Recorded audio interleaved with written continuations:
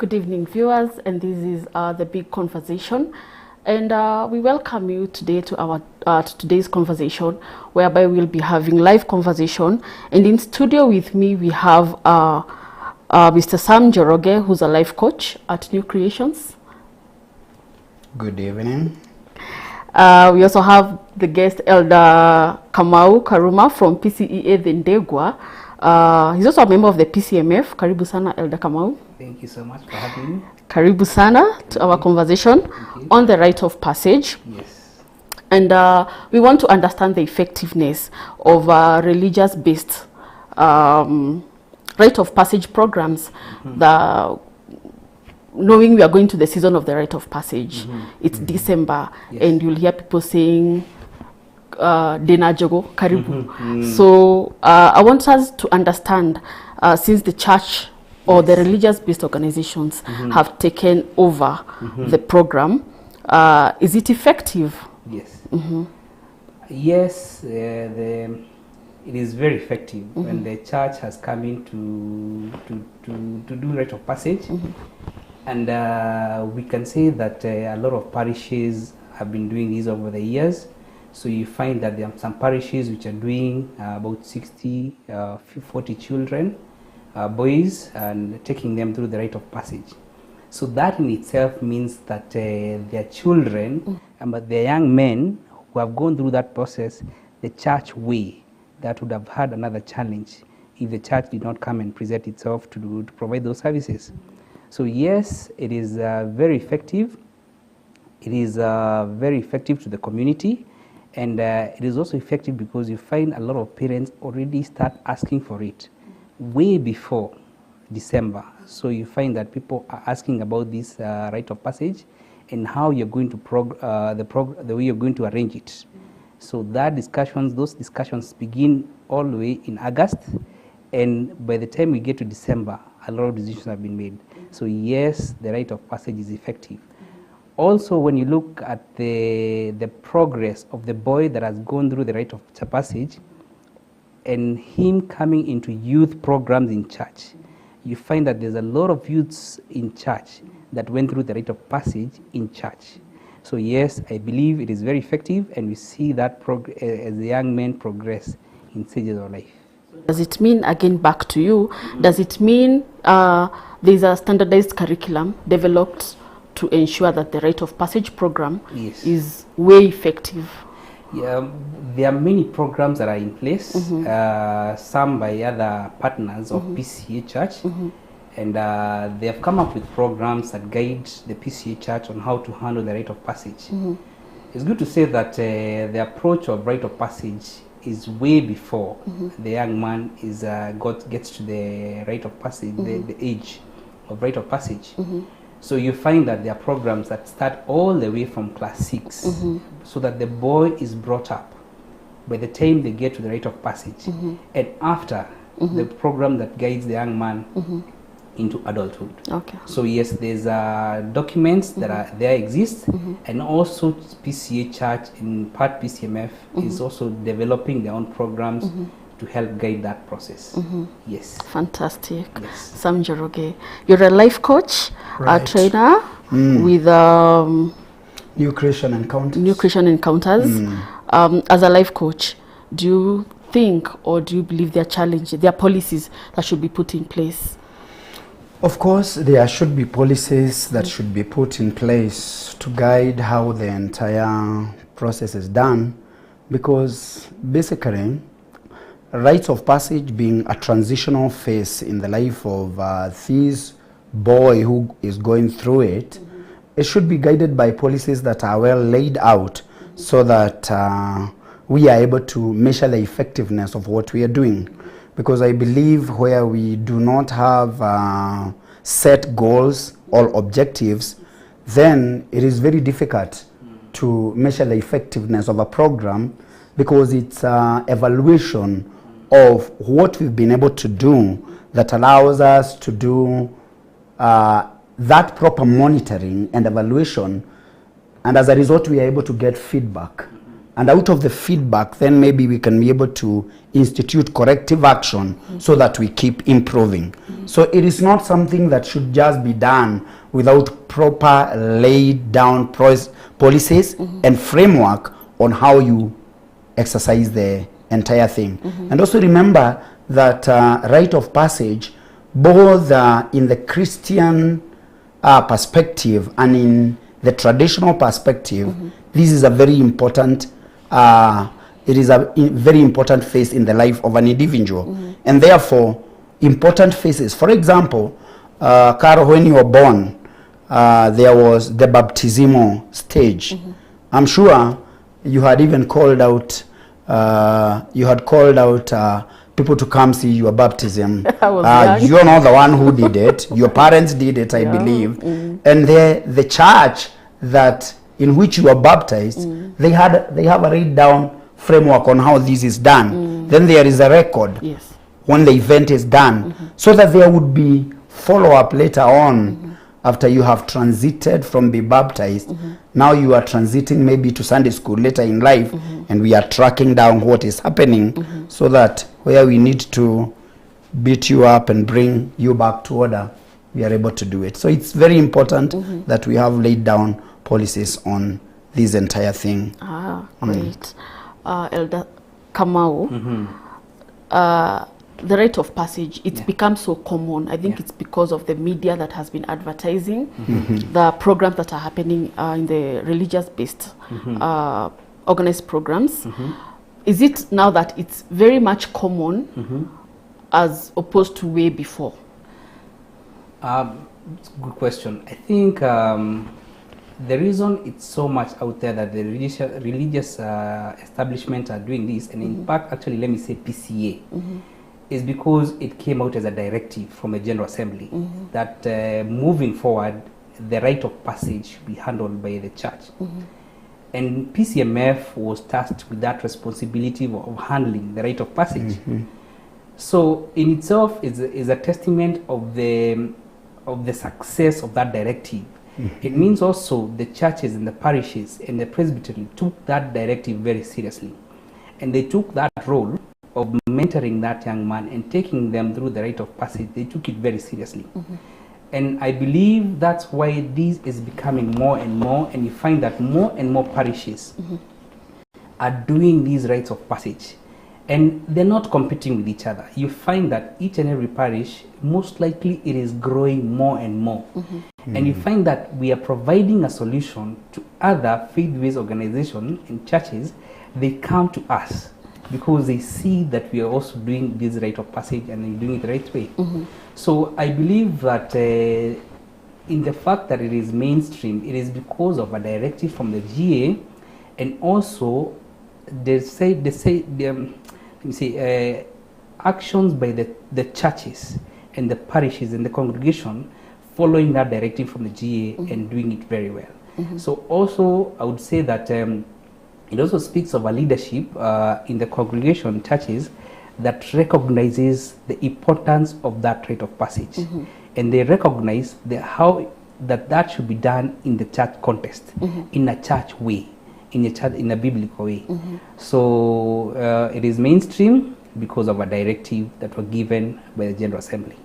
Yes. Speaking of which, since the church or been given the directive from the GA's office, what lessons or what from the program that you organize in the camps, do you only teach them about the Christian values, or do you go all the way to the cultural values?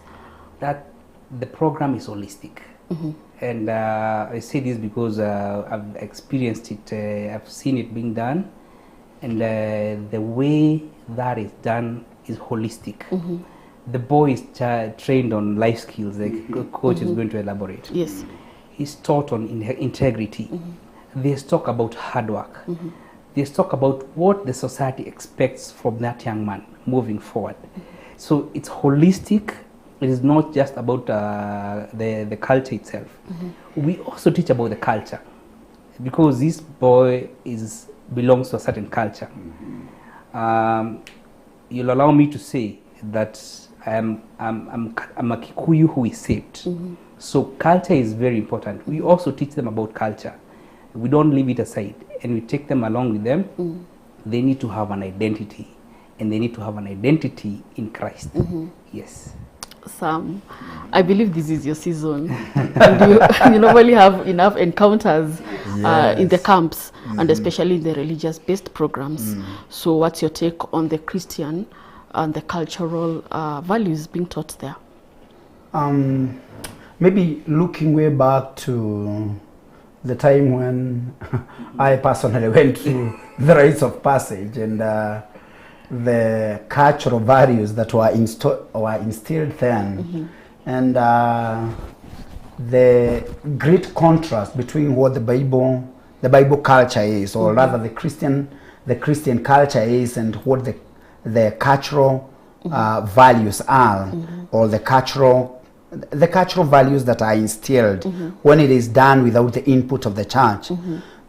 It is very important what the church is doing, because you are able to bring up a man with an identity, both in Christ and where they come from, because all of us come from a culture that has a name defined by the region we come from, the tribe or the community that we come from, and there are those cultural values that we cannot discard because they are very important, like the elder has said. But we also realize that we need to bring this boy that is going through the rites of passage through a time of getting to know who they are in Christ. Besides the responsibilities that they are assuming from childhood to adulthood, they need first to solve the problem of identity. And basically, in every facilitation I have done, as far as rites of passage is concerned, I have focused on doing facilitation or training that is holistic in nature. There is the growth of the boy. You remember the Bible says very clearly that Jesus Christ grew in stature. That is physical development. Then he grew in wisdom. I see that as economic or life skills development. Then he grew obtaining favor with men, which is social development. We want to bring up a man who is able to relate with others in a healthy manner.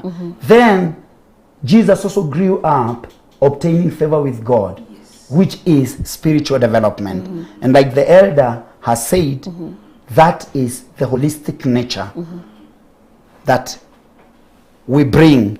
And I believe culture also observes that. There is no culture that had no spiritual development in it.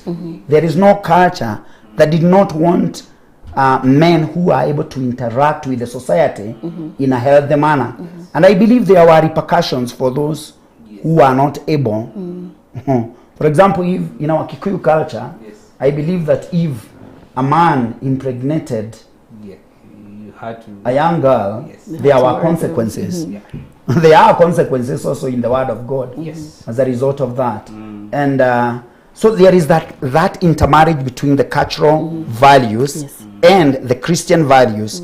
And to me, to the extent that culture is healthy for the man who is going through the rites of passage, it is acceptable. The boundary is drawn where culture drives you away from your faith and from your identity in Christ. My kind of coaching is Christian based. I usually inform everyone that what we are doing is not just motivating you, it's not just encouraging you. We want you to know your identity in Christ. We want you to know your position in Christ and also your mandate in Christ, even as you grow up. So there is that intermarriage between the Christian values that I train through in the rites of passage and the cultural values that are very important and we hold dear. And every tribe has its own systems and cultures which should be respected, but boundaries are always set. You remember at some point, I believe it is Joshua who challenged the children of Israel to choose between the God they would worship. So religion, culture, they're always walking Hand in hand. hand in hand. And to add to that, I would say that when you look at the way the church handles the rite of passage, it's several days of continuous activity. So you'll find an elder is coming to teach the boys about a certain aspect. Another man is going to come and teach them about the professional world. There are different men coming to discuss different aspects about where they're going and what is expected of them. It's also good to say that at the end of it all, you find that there's a lot of interactive sessions. It's a lot of interactive sessions. So this young man is guided properly. There's no misdirection for this young man. So the efforts of the church is to make sure that this young man, we provide them an environment that is safe, so that the parent is at in peace of mind. He knows my child is not being taught funny things. My child is being taught the word of God. My young man is being mentored in the process.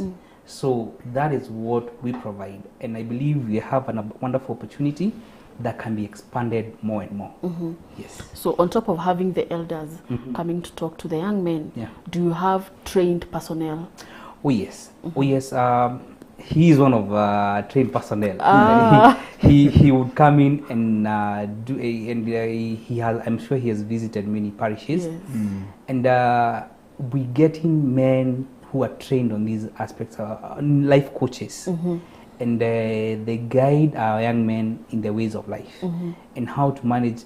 Last time we had a good experience whereby they were taken through what to expect when they go to high school, the challenges they're going to expect, the social pressure they're going to expect, the peer pressure, the studies pressure they're going to expect, the performance pressure. They were taken through an extensive guide on what to expect.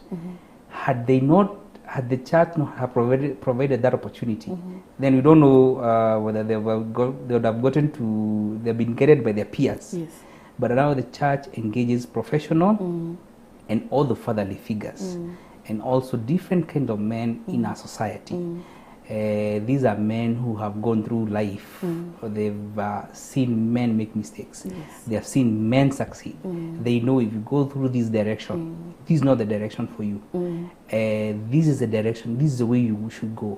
Go in it. When you approach your parents, approach them like this, moving forward. So we have a lot of resource in church of men who are trained on how to guide our young men through the rite of passage. Exactly. How long is the camp? How long do they stay in the camp? It varies. Typically, it should be more 10 to 20 days. The church, it depends on the program the church has put in place, but it varies. It depends again with the parish, the social economic dynamics, but ideally it should not be less than 7 days. It's always 10 days and above, so that and again also the duration of the break, like in the last in March we had a very short break, and we had to take the boys through the rite of passage, so that was squeezed to 10 days. Now we have a longer period, so you find some parishes are doing 15 days, some are doing 12, so it's not cast in stone, but the more we have them with us, the better. But I also want to understand some, in as much as we are having around minimum of 7 days, a maximum probably of 15 days, depending. Is that enough time to have this conversation, these boys to men conversation? They'll have quite a number of days where they're in pain and they are thinking, what are you telling me? Niko na uchungu, unaniambia nini? Yeah, is it achievable? To support what the elder is saying, even before I get back to your question, of course there are many factors that determine the number of days that the initiates will be going through the program, and one of them could be the economic aspects surrounding the program, because a well-financed program definitely will allow the boys, or rather now we don't call them the boys after they have gone through the cut, definitely men, we'll call them young men. the young men, they are Yes. young adults. And you're raising the issue of at that time when they are very vulnerable, they are in pain, they are going through the healing process. And I have observed in different forums that they do not call facilitators at that time because the assumption is that this boy is going through pain. So whatever you tell them, they'll take it, they'll just respond and tell you yes, not because they are understanding it, but because, one, for the sake of showing you respect because you're the one who is speaking at that time. And of course, they are also under instructions to respect the people who come to facilitating those programs. And but basically what I want to answer is your question that, is that time enough? And I want us to look at the whole program, like Elder Kamau has explained, that it is pre and post. So this is a process that should start before the physical cut has taken place and after, because it's a mentoring process, and mentorship is not a one-day thing. So the limitation of the days is because of budgetary constraints and other factors, like we had the challenge of COVID and there was merging up of school days, and therefore there was a short window within which the exercise had to take place. But it's upon the duty of each and every church to ensure that a follow-up is done, because we all need mentors at whatever stage of our life we are in. So much more than how much do you think this young adult who is transiting from childhood to adulthood will need. Some of these young men are getting the first time experience of being with men. So they need to hear more on how is it to become a man and the responsibilities that come with it. And what is this that is happening? Is it just a physical cut? Remember during the time of Abraham, when God asked Abraham to undergo circumcision, he was an old man. It was a sign of a covenant between him and God.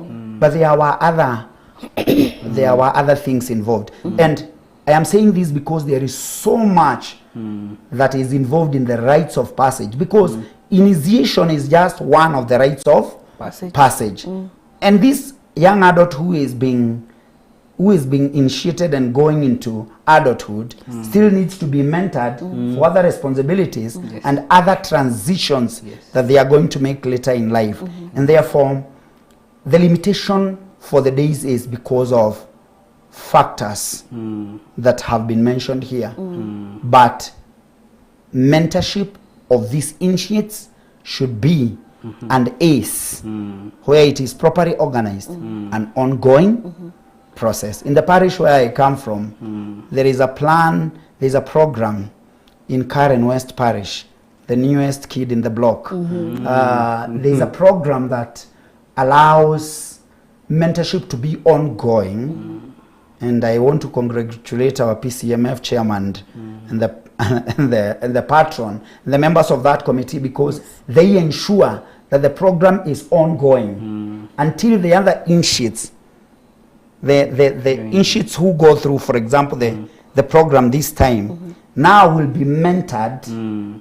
There's something they have to learn from those who are previously mentored through the program. So it is a continuous process that keeps building mentors for every initiate that is coming through. Yes, to add on to that, I think it's good to mention that most parishes have that program. They have a way of making sure that there's a pre-initiation and a post-initiation program.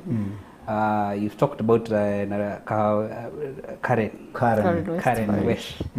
Dendegwa, we've had a series of PCMF started getting involved in the VBS, that is Vocational Bible School. So whereby we separated the boys from the girls, and we would talk to the boys issues pertaining men, and we would take them in several VBS programs.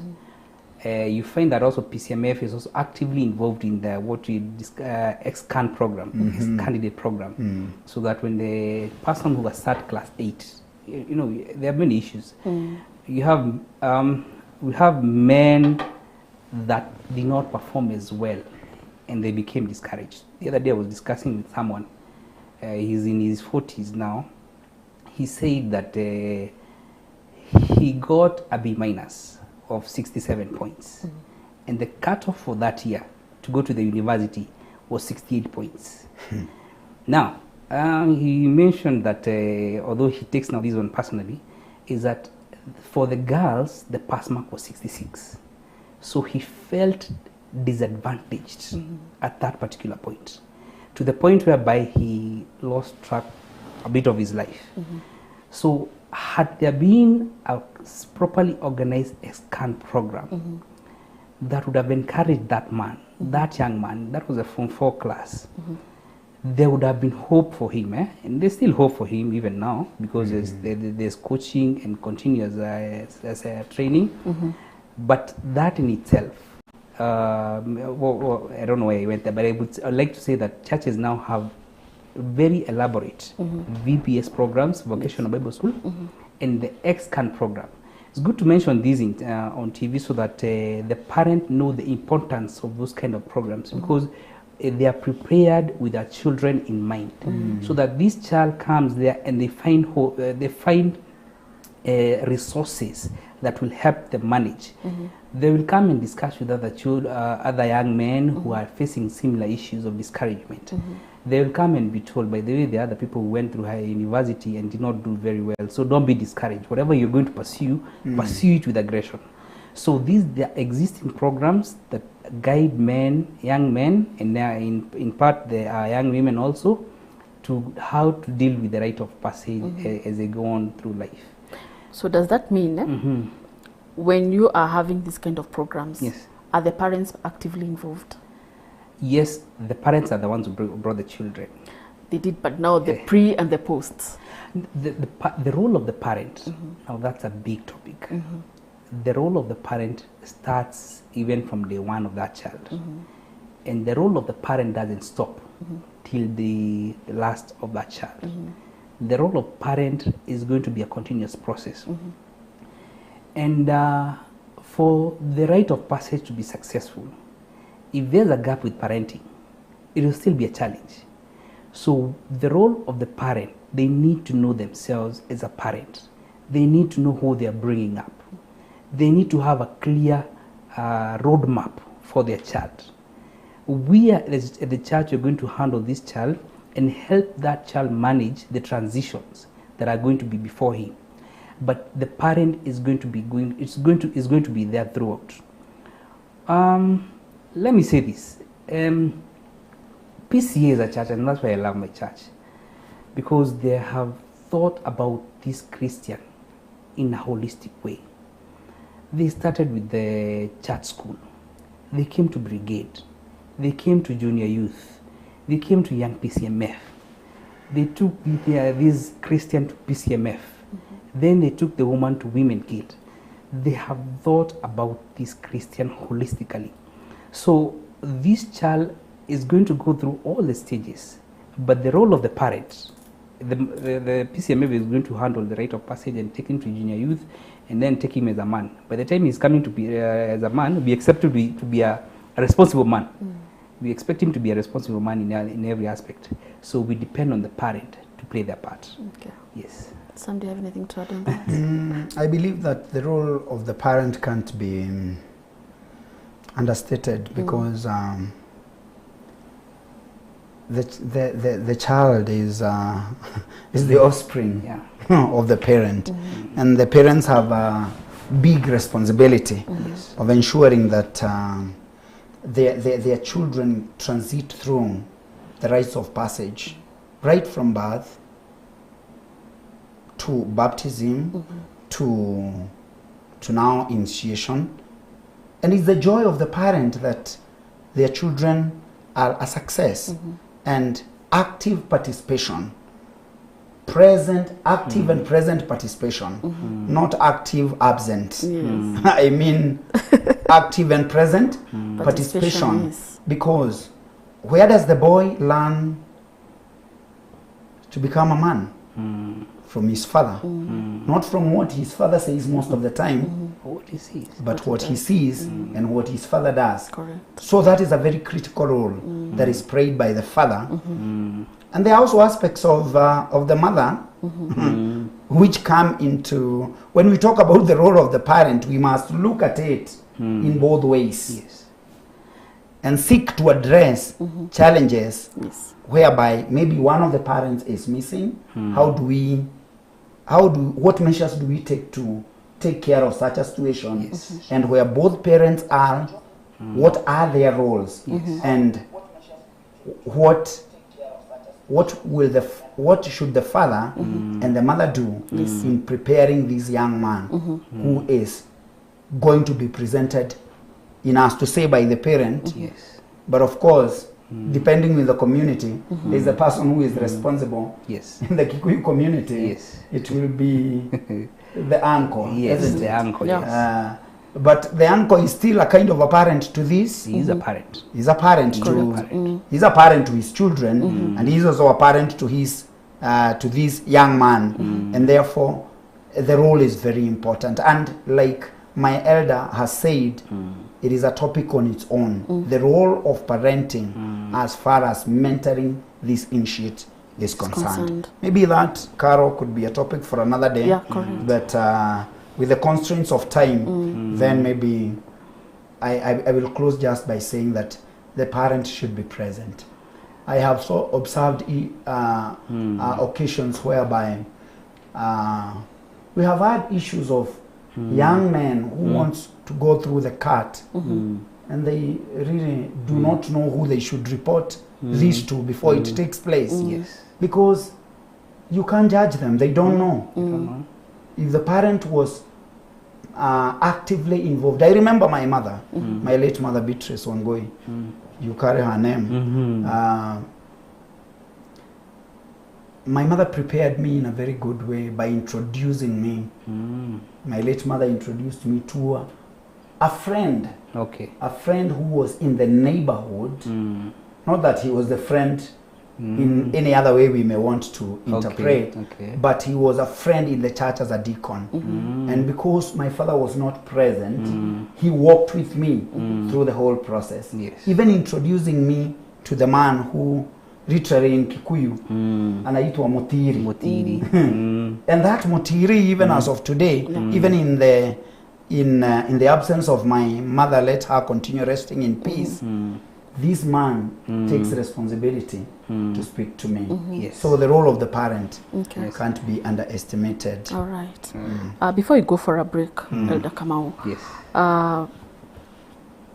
when the young boys are coming for the rite of passage, Yeah.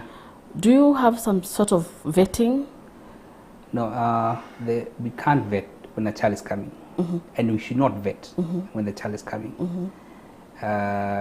because Bible says, "Bring to all these, bring the children to me." Let all the children come to me. Yes, let all the children come to me. So we should not vet. Actually, the more the better. So actually, we've had a way to bring them all in. That would be the ideal way, because the threat to that young man is way big. And I don't know. You'll tell me where to stop, because that now you want me to discuss about the challenges facing the boy child. Now that would be a whole topic Yes. that we cannot even be able to exhaust in 2 or 3 sessions. So the more the boy is coming, the better it is for us as a community, because if the boy and his neighbor are proper, then our community will settle. It's okay. Our families will be calm. They'll guide each other. You know, iron sharpens iron. So the moment you have one who's left out, that is a very big threat to the rest. And that one is a threat to 5. So we would rather have all of them coming. We would rather have all of them coming so that we engage them and take them through the rite of passage. The role of a father, he touched about that. That role is very big, and I've had places I've been able to interact with men, and the father becomes a template for a boy. So that father presence figure, and now we are talking about now day-to-day father. You being there is very important to that child. You being there in his life and being there actively involved in issues pertaining that boy will safeguard that boy. Even if he goes through the rite of passage, we have a very big chance of success with that boy if that father figure is there. It could be the father, it could be the uncle. And I'll say this in vernacular, and we discuss this. It says that paraphrasing, you chase the animal, you chase the gazelle with you and your uncle. So it doesn't have to be your real father. It has to be the father figure. And this father figure can be an uncle, it can even be a guka. But that needs to be present in that boy's life. Then we'll have success. Yes. Fantastic. I'm going to read a few comments on Facebook for those who are following us live on CAC TV Kenya. Daniel Karuma, very informative. Jacinta Kyogi, following from Limuru, this is a key topic to discuss. For me, we must do intentional monitoring and evaluation to ensure the effectiveness of the program. I find a lot of inconsistencies in the modern man and the former. Very interesting from Edward Mushiri, an educative topic. Big up Caro and the team. Alice Wango, following very good conversation. George Kiach, very important topic. John, very informative program. Keep up the good work. On inconsistencies, which you're going to pick for after you come from the break. Jacinta has talked about the inconsistencies in the program and of the modern man and the former. Maybe you can say something little before we go for the break on the inconsistencies. Okay, I have some thoughts on how the inconsistency came and how it can be addressed. But let's have faith in the man. Let's not judge him at the moment of crisis. They develop in different stages. He will mature. Let's not judge him right now. He's going to get there. The church is here, the coaches are here, the elders are here, we are here even as a media. So he has a chance. Okay. Yes. On inconsistencies? Just one word. Reverend Jacinta is one of our friends, and and I understand her concerns and the inconsistencies in the man. And just like Elder has said, there is hope for the man. We must not continue beating up the man when he's already down. Boy child. Boy child has been beaten properly. We must not continue hammering him down. There is hope for him. Most of the inconsistencies we see in men maybe are projections of the experiences of life. And if we seek to understand where our men are coming from and where they need to be, we will address that. We will address those inconsistencies because every behavior we see, not necessarily in man, but even in women, is as a result of, there is the root cause effect. Always. And most of the time, we are addressing the leaves of a tree. When we want to cut it off, rather than addressing the the roots.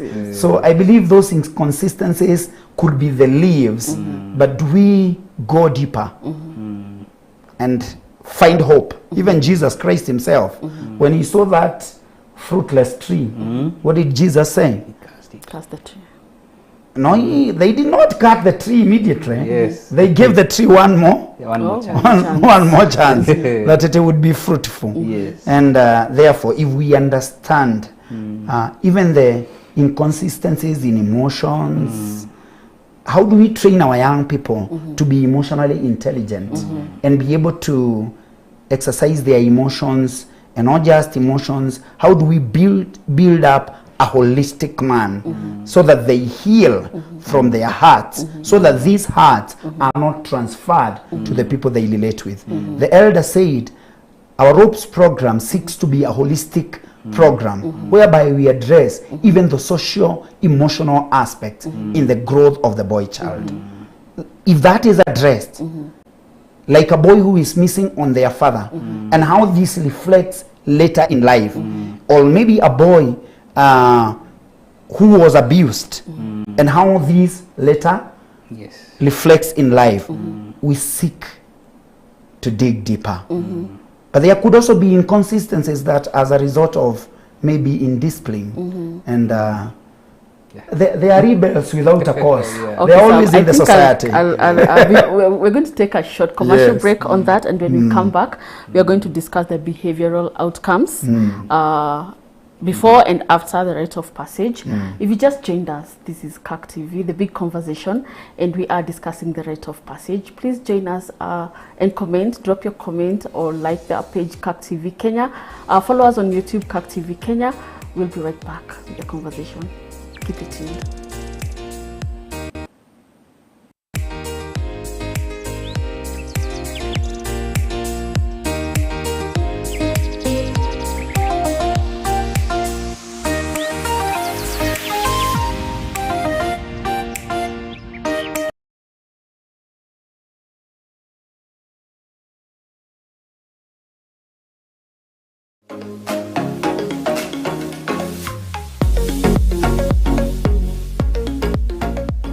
PCEA Githunguri Presbytery invites you for the 2022 Rites of Passage sessions starting from the 5th to 16th of December at Githiga Children's Center. Charges for boys are 8,300 Kenya shillings for the sessions. An alternative rites of passage for girls will start from 12th to 16th December. The charges are 5,300 Kenya shillings. Some of the topics to be covered will be Bible study and Christian growth, communication and relationships, manhood, womanhood and adulthood, self-awareness and peer influence, adolescence and sexuality, drugs and substance abuse, among other impactful topics. Registration is ongoing at all PCEA parishes within Githunguri and at the Githunguri Presbytery office. For more information, get in touch with Githunguri Presbytery office through their number 0721 844 064 0721 844 064. You can also get in touch with Reverend Samuel Gakuya, Mr. George Kagodho, and Reverend Lydia Kahiga.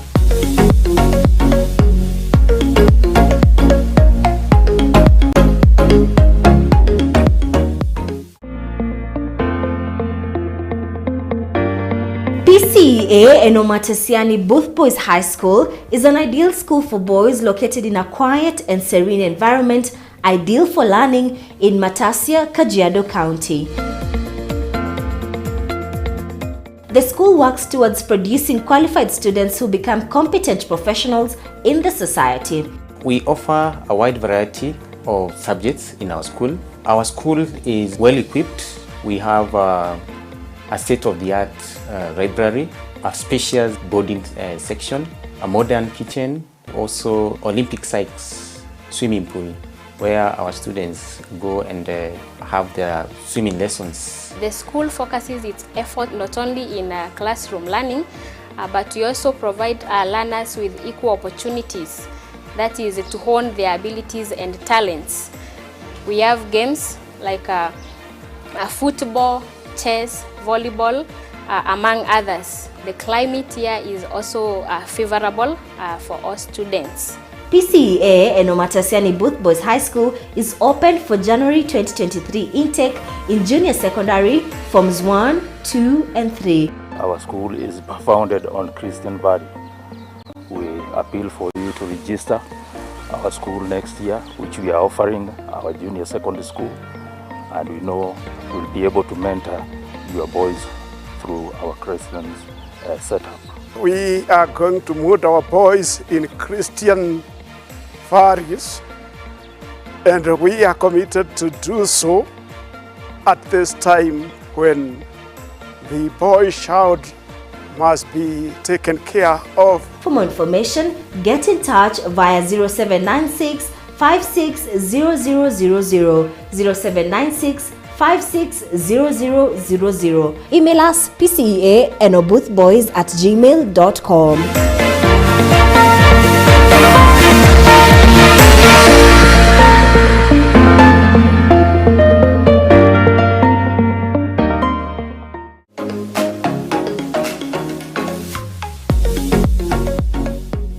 Parish Minister, PCEA Magutu Parish, PCMF and Women's Guild announces the Boys' Rites of Passage and Girls' Alternative Rites of Passage from the 4th to 16th December for boys and 12th to 15th December for girls. The venue is at Magutu Church and registration is ongoing. 6,000 Kenya shillings for boys, 1,000 Kenya shillings for girls' day scholars. Topics to be covered include culture and Christianity, social media, drug abuse, roles of youth, self-awareness, among others. For more information, contact Reverend Felix Murithi, the Parish Minister, on 0725 700 216, Jackson Kiritu, the PCMF Chairman, on 0723 115 931, or Eunice Mushangi, the Chair Lady of the Women's Guild, on 0716 517 600. Transformation from childhood to adulthood.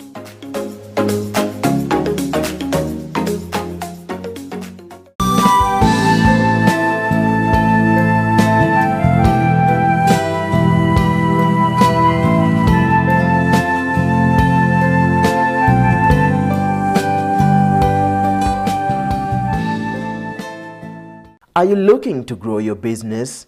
CAC TV offers you a variety of advertising opportunities to suit your budget. Advertise with us today and reach your potential customers countrywide. For more information, email us on sales@cactv.org or call 011 00 9064.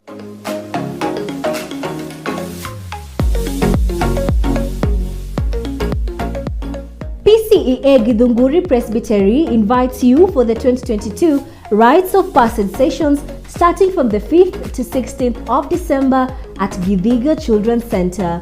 Charges for boys are 8,300 Kenya shillings for the sessions. An alternative Rites of Passage for girls will start from 12th to 16th December. The charges are 5,300 Kenya shillings. Some of the topics to be covered will be Bible study and Christian growth, communication and relationships, manhood, womanhood and adulthood, self-awareness and peer influence, adolescence and sexuality, drugs and substance abuse, among other impactful topics. Registration is ongoing at all PCEA parishes within Githunguri and at the Githunguri Presbytery office. For more information, get in touch with Githunguri Presbytery office through their number 0721 844 064, 0721 844 064. You can also get in touch with Reverend Samuel Gakuya, Mr. George Kagodho, and Reverend Lydia Kahiga.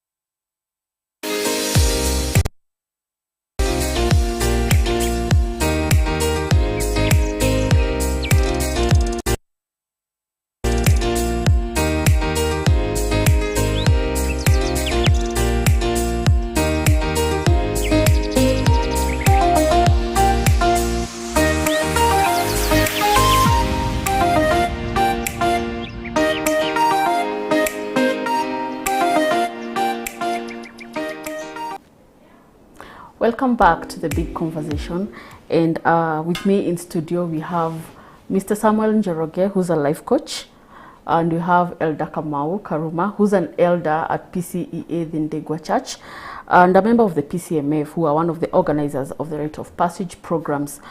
We were discussing earlier about the effectiveness of religious-based Rite of Passage programs, and we continue with the conversation. If you just joined us online, like our page CAC TV Live, also like subscribe to YouTube CAC TV Kenya, drop in your comments, send in your question, and we're going to read them as we carry on with the conversation.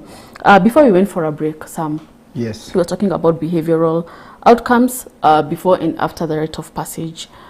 So what basically what triggers that? When it comes to behavioral change, what are we looking at? What do we observe? What do you see? It's very interesting because once the boys become men, Yeah. that's where the battle begins, because now there is the assumption that now we are, the Kikuyu would say,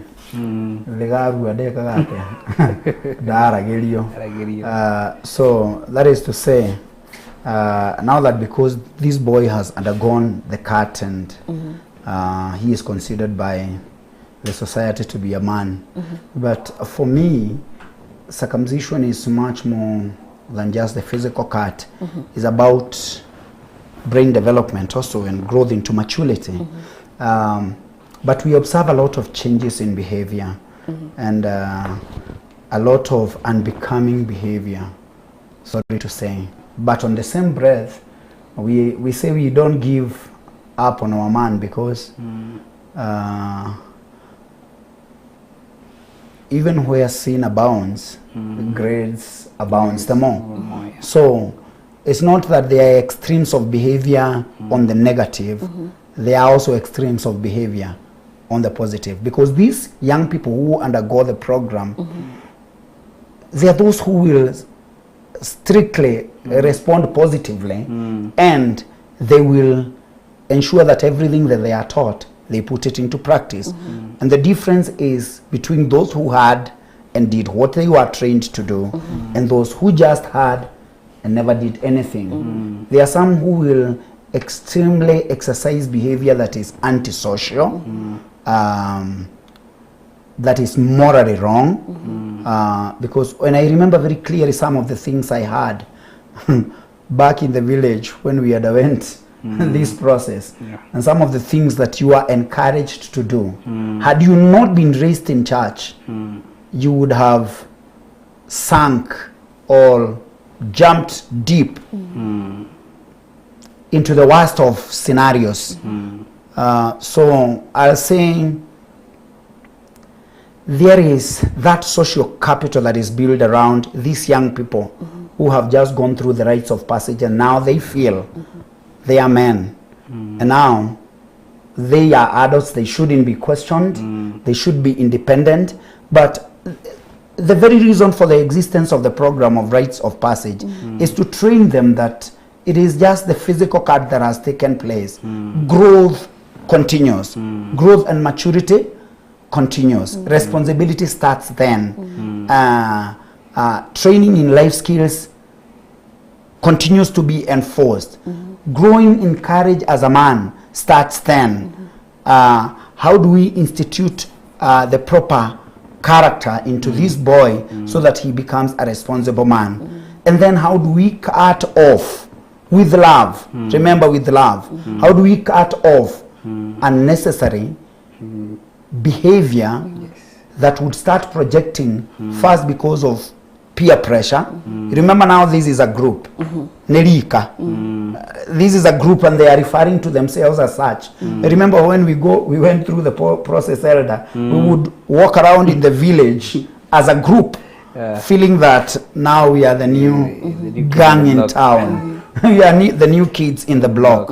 Had we not found guidance, so much would have changed in our behavior. But also some, in as much as there is guidance today in the camps, and I would love to pose the question to Elder Kamau. We have a recent research by a religious-based organizer of the Rite of Passage indicated that 28% of the boys are less sexually active before the Rite of Passage, while 44% are sexually active after the Rite of Passage. So what is the determining factor for that kind of the spike? Now, that it's a combination of issues. You need to know that the boy that was before he becomes a man, before he's initiated, is in his 10, 11, 12 year. Now he has become a man. There's going to now be demands on him as a man. Now the bigger issue, and there's issue to do with social pressure, peer pressure, and those things that we're discussing, that you walked as a gun, so you used to think more or less, you thought you knew everything at that point.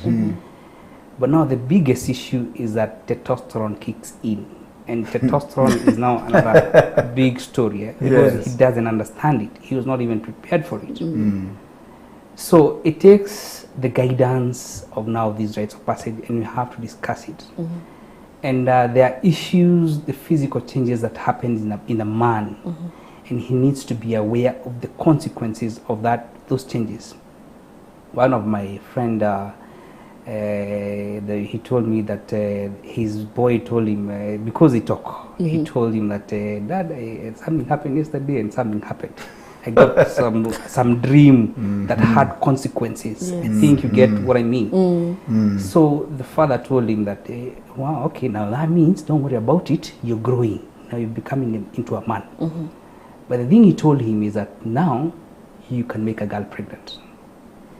The boy was shocked. I was like, what? I can make a girl pregnant? So that kind of conversation, and that conversation can only be had with a present father. But the reason is now, if now that young man got those dreams and he doesn't have someone to talk to, he'll go and listen to his boys. Then say, by the way, I also got this. And the way to deal with it, there's a girl. I remember even you used to do those things when you're younger. You'd say that you go talk to that girl, me I'll go talk to that girl. Now, by the grace of God, we were protected from a lot of issues. But I would say that also the ecosystem also helps. Sometimes you go to talk to the girl and she has a strong father figure. So we used to make fun. There's a young man who went to a girl's house, and the father came in. They didn't know the father would come in during the day. So the father just greeted them properly just when he was in the room. On his way out, he came out with a nyahuyo. And we laugh about it. And we went to protest at the gate. So there's a lot of, the parent being there is amazing. But the reason there's a spike, aside from the even social media pressure, testosterone kicking in is a big issue, and that needs to be discussed. Yes. On fathering issues, Yes. Fathering, we are seeing a lot of absent fathers. Yes. And you've mentioned issues that kick in once there's an absent father. How rampant is it? How are we dealing with it? Because there are absent fathers, but as a church, as a religious-based organization, how are you dealing with this? And what are these issues that you're able to tackle from your end? Let me say this. Now, I will talk about it now in PCMF. Because now in PCMF, we have talks, we have programs, we have breakfasts, we have even we have goat eatings, especially us in Edegwa, where man go to talk to another man and talk about the issues. They're told about the reason for you to be there and present in your child's life, and be there as they grow, and being taken through how to parent. There are programs that teach on how to teach, train up a boy child. There's all sorts of programs. So there's effort from the church to teach this man to be a present father. I know there are also programs, because I've had preachers who come and say that now even if there's no husband present, look for an uncle who's going to be a father figure to that young man. And they have a place whereby they can go and converse together. So the church has serious elaborate programs. And I see a lot of training in PCMF. I can talk about PCMF because there is a rightly saying I'm a member of PCMF. I see a lot of talk about the man and the importance of him being a man. So you find that even if I'm present in my son's life, I see how important it is to be there for my nephew. For my nephew. So I'll make decisions about that nephew when I go to see him. And we had a place whereby he's another gentleman. Also, let me give another example.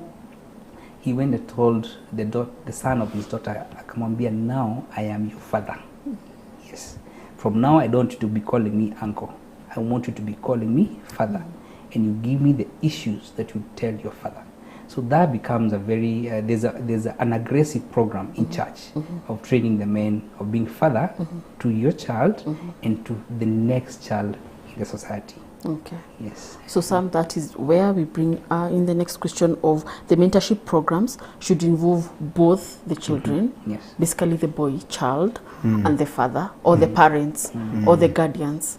How important is that? Is it taking effect as we go, because we have absent parents and we have children who are coming for the program but they don't have the parents with them.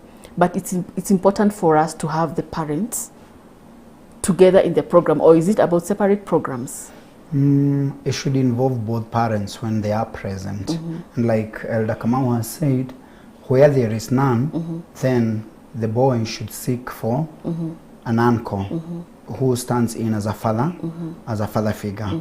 Because even in the traditional setup where we have come from, circumcision was a man's thing. It involved the man, whether it is the uncle, is the grandfather, is the father, he should be present because the boy wants to learn how to become a man from another man. And the man should be present, not absent, present.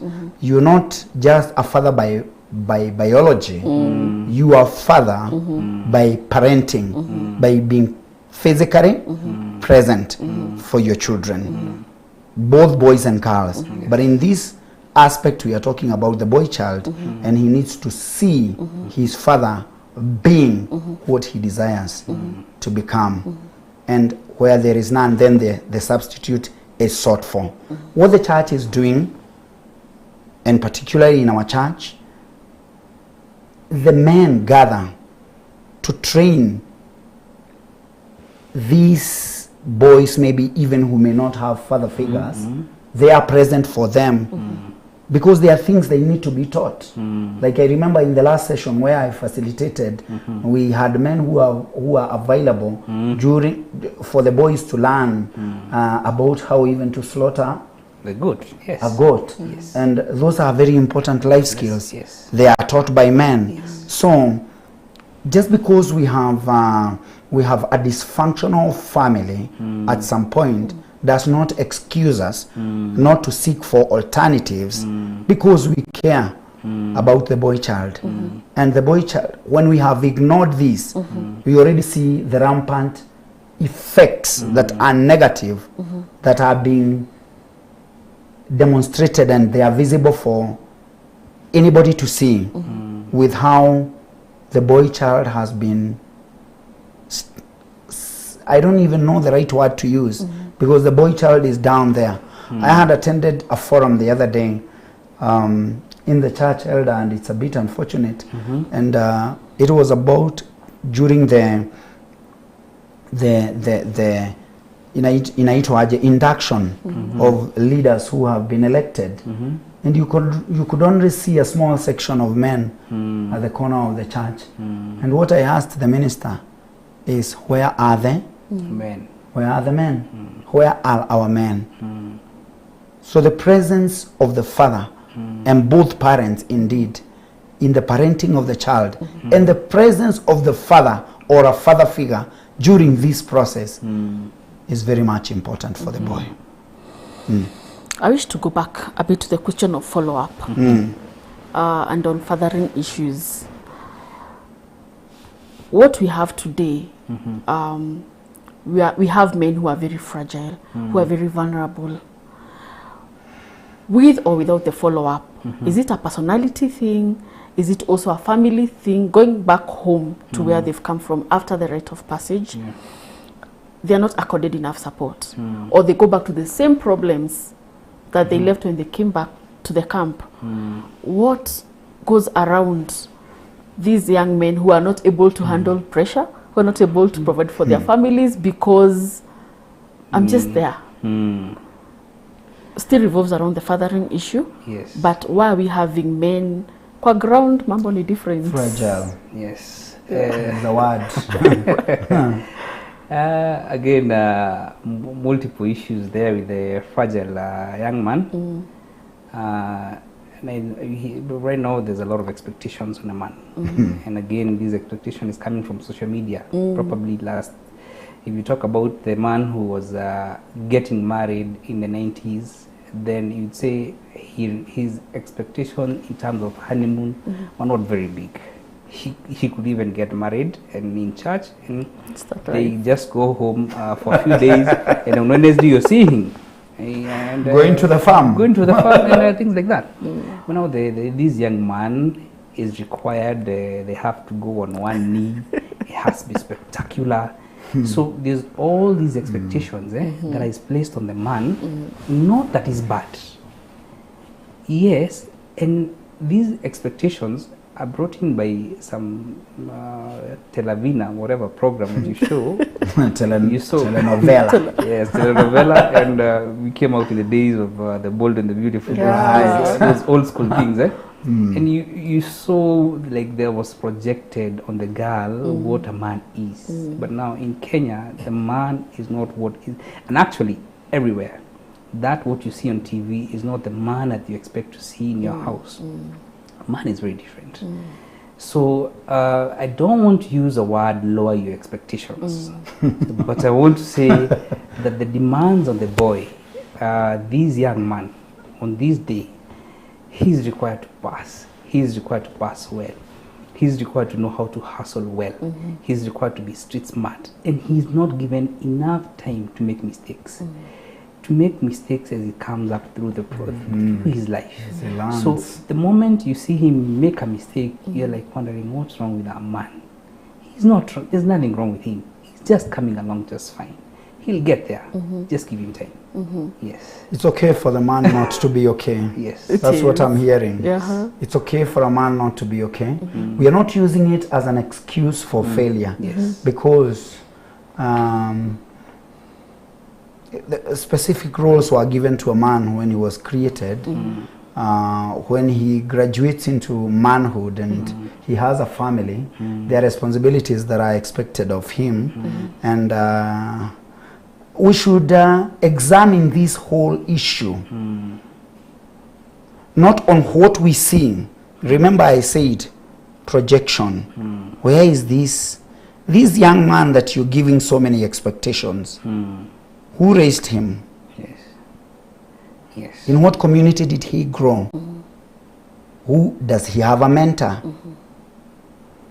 I'm not talking about the rebel without a cause. There are those. That's a different case altogether. Does this young man need counseling? Does he need help? Are we willing? You remember the case of Joseph in the Bible? Yes. Joseph in the Bible, and I remember during the PCMF, that was one of our key readings. Yes. And you remember what happened to Joseph? He was sold out by his very own brothers. And at the end of the day, through the process that he went through, he had every right to have a lot of pain, and he had that pain. But at some point when he encountered his brothers, he broke down. Is the society giving our men enough space to break? Yes. To be with them, to be weak, to demonstrate that vulnerability. For me, I personally believe that vulnerability is power. A man who is able to be vulnerable enough, but of course, you know, we come from societies and communities where you are told it's wrong for a man to cry. How true is that? Should a man cry? Maybe that should be the question. But going back to the question you had asked, is that the men are very fragile. Yeah. Fragile is caused by something. Fragile doesn't just come by itself. So what is the root cause of this fragile? Are we addressing it? This is what the rites of passage seeks to address. And I thank God for our church that it is being addressed. It may not be 100% successful, but there is something that is happening. There is progress. Because where there is progress is different from where we are just having motion. Where we are moving towards a certain direction, we can be able to say we've moved from point A to point B, and then from point B to point D. Because I believe where it started with the church fathers. is not where we are today, Carol. Yes. We've moved, and we will get there. We are determined. As a church, we are determined that we will get there. And with the support of the head office and the parishes and everyone else, because there are multiple stakeholders, so that this man becomes that strong man. That strong man. Not the fragile man. Because of course, and I believe, allow me to say this as I exit from this question, is that every woman doesn't want to see a weakling.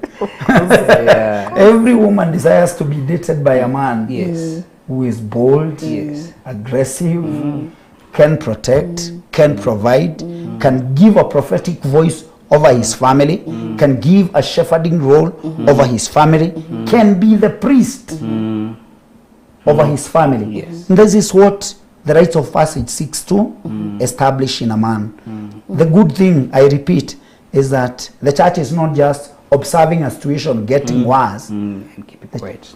And keeping quiet. The church is doing something. Fantastic. That's a very strong point there.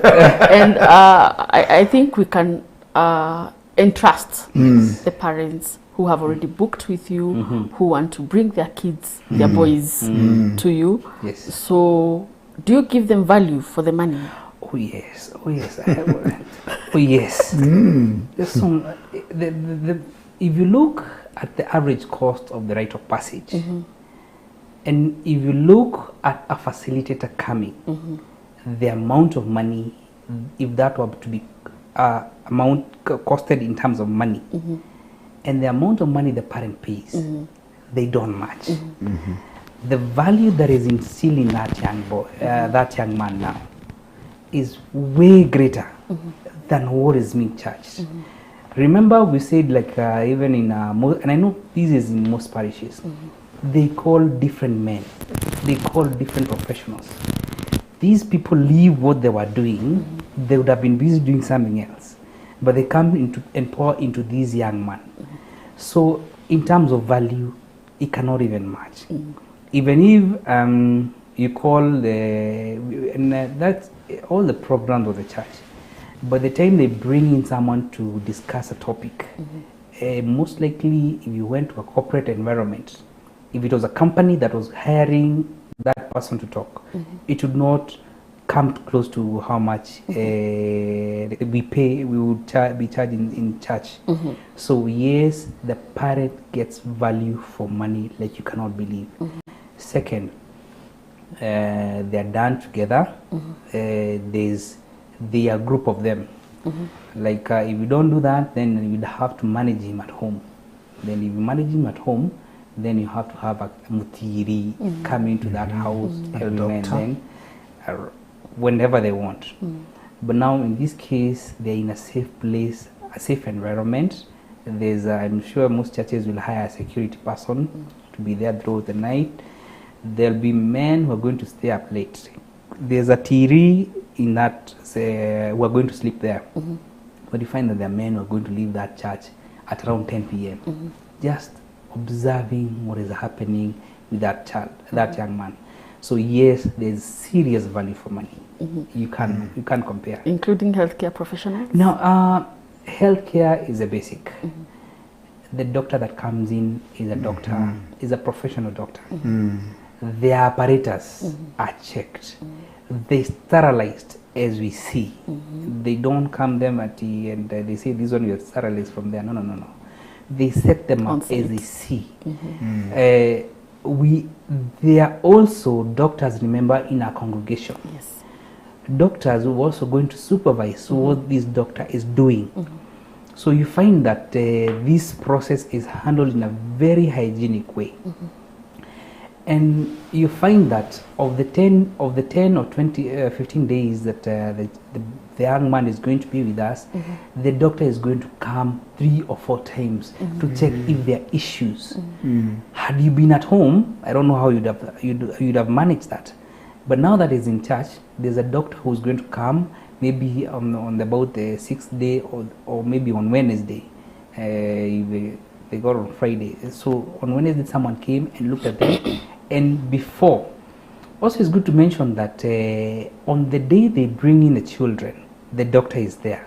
He's there to brief the parents on what is about to happen and the different methods of how that's done.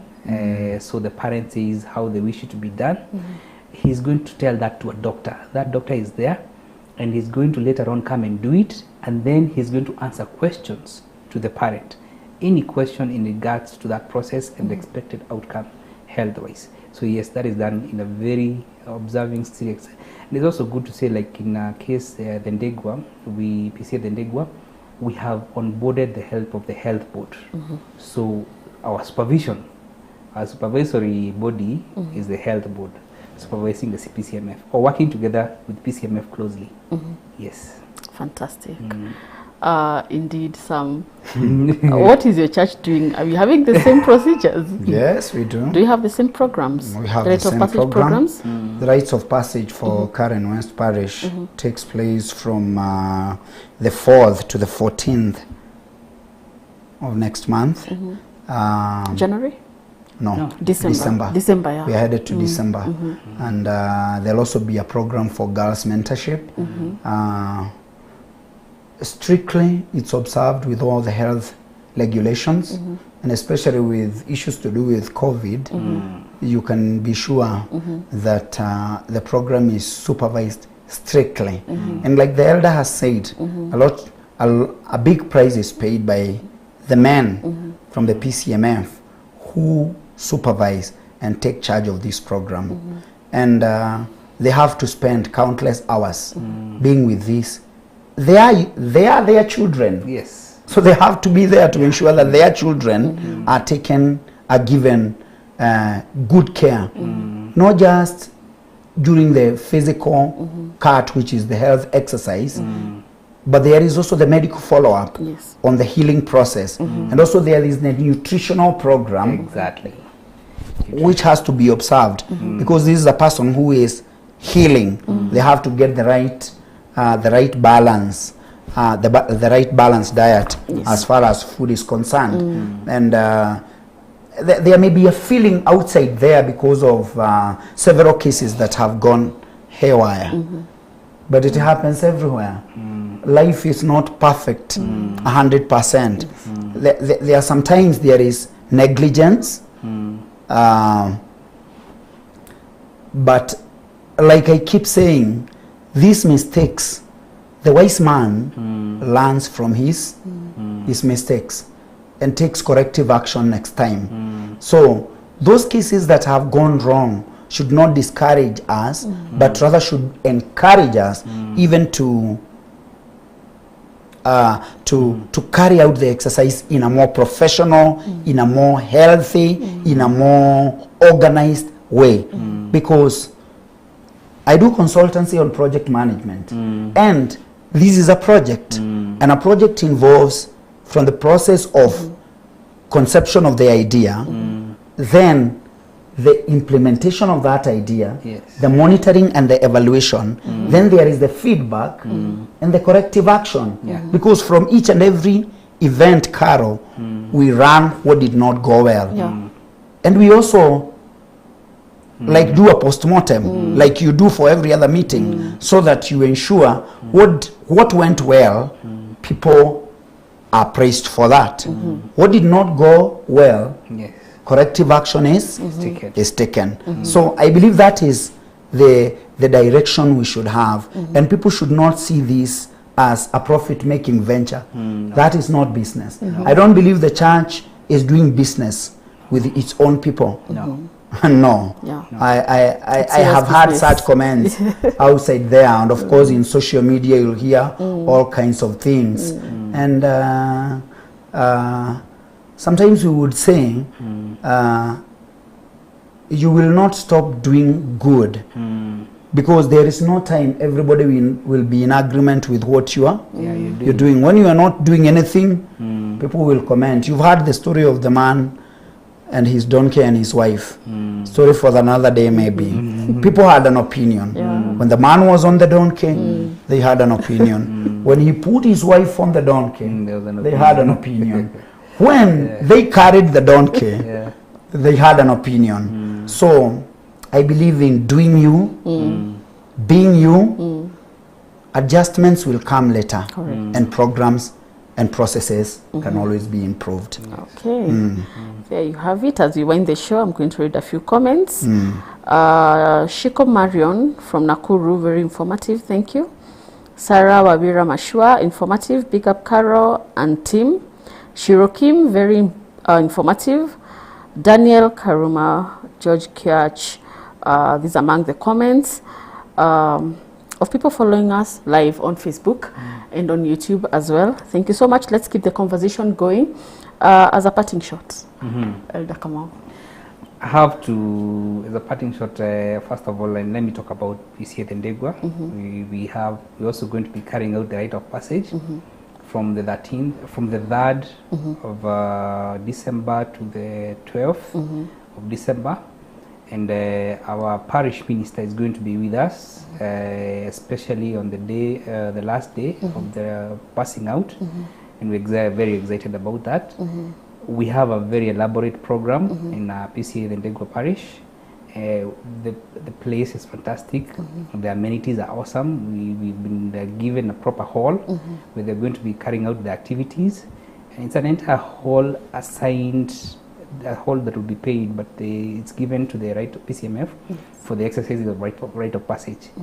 I would say that PCMF, Tendegwa, we're excited about the changes that is happening. And we're excited about the teams that we have, the office, the leadership, even in the parish level. We're excited about it. Parting shot about the boy child is that you have hope. Just because you feel season change, your tomorrow will be greater than today, and you don't look like your story. One day you'll be greater than what would have imagined. And we shall be excited when you see our boys coming out strong in aspects of life. When you see them manifesting in different gifts, different aspects, we shall be very excited looking at what our God has done, and it will be marvelous in our eyes. Yes. Fantastic, Sam. Thank you so much, Carol, for hosting us. And my parting shot is this: I'm very passionate about the follow-up program. That is something I feel we should